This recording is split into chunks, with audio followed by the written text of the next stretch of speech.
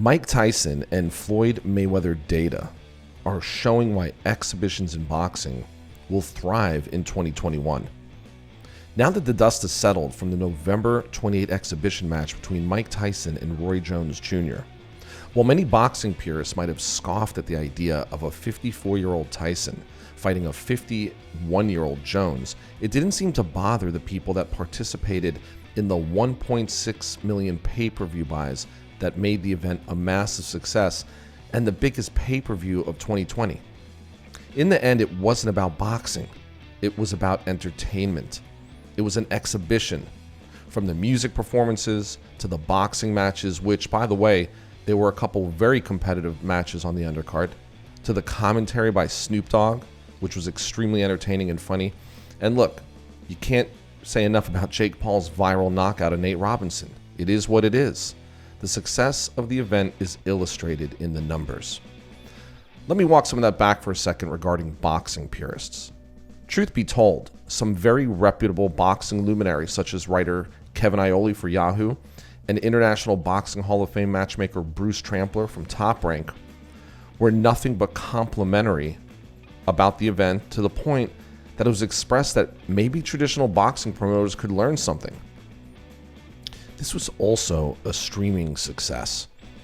Kosta Jordanov, the CEO of leading streaming platform Fight, said Fight streams over 1,000 shows per year, and we've carried some of the industry's largest pay-per-view events, such as Canelo vs. Triple G 1 and 2.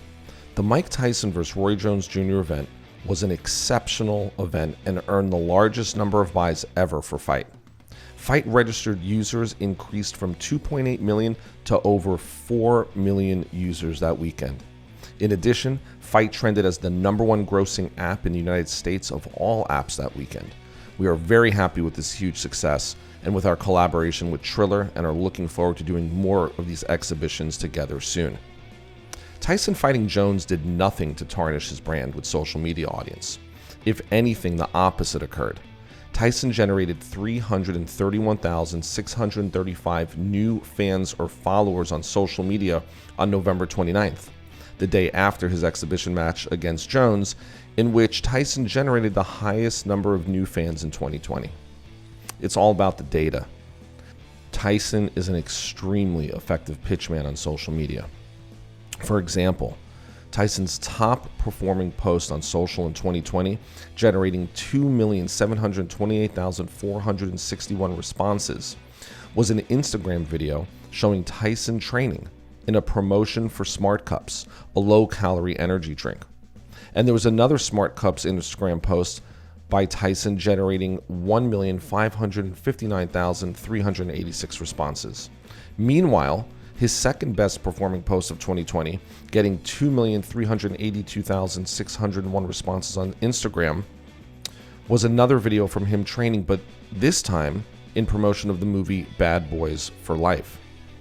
Jonathan Cohen, the director of content and communications for social analytics platform Listen First, said, "The pandemic and the inability to hold boxing events with a large in-person audience has been a huge financial challenge, but also opened up the sport to experiment with events and distribution models that wouldn't necessarily be explored otherwise. For example, without paying in-person audiences, still in their prime, fighters risk putting their bodies on the line for less compensation.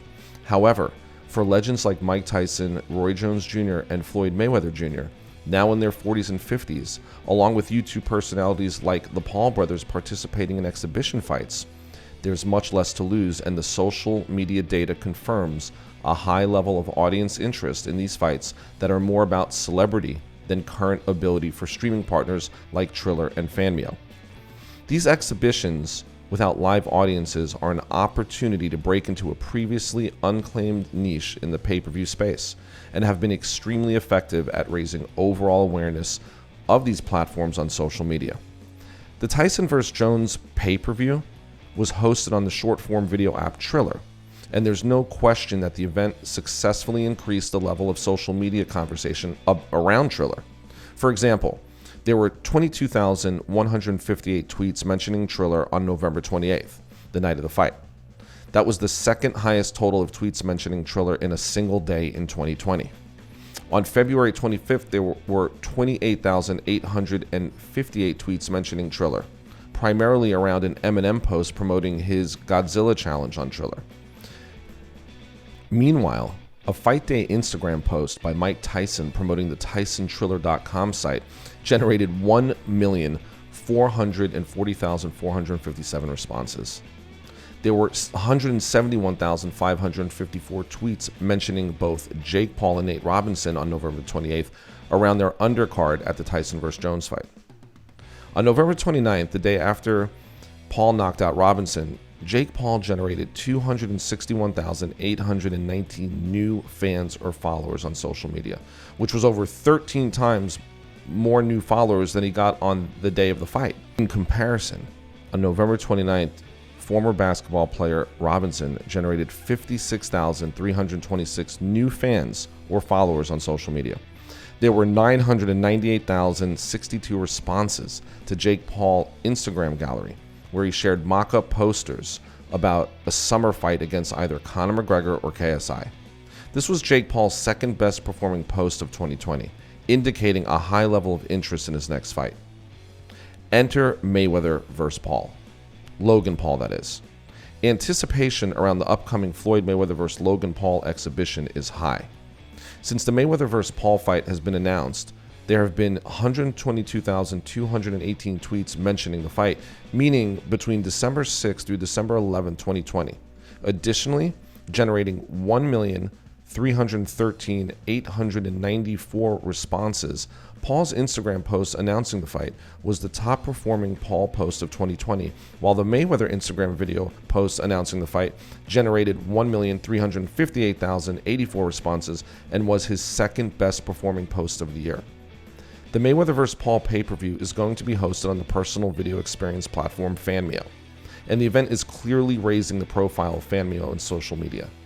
There were 13,999 tweets mentioning Fanmio between December 6th to 11, 2020, after the fight was announced.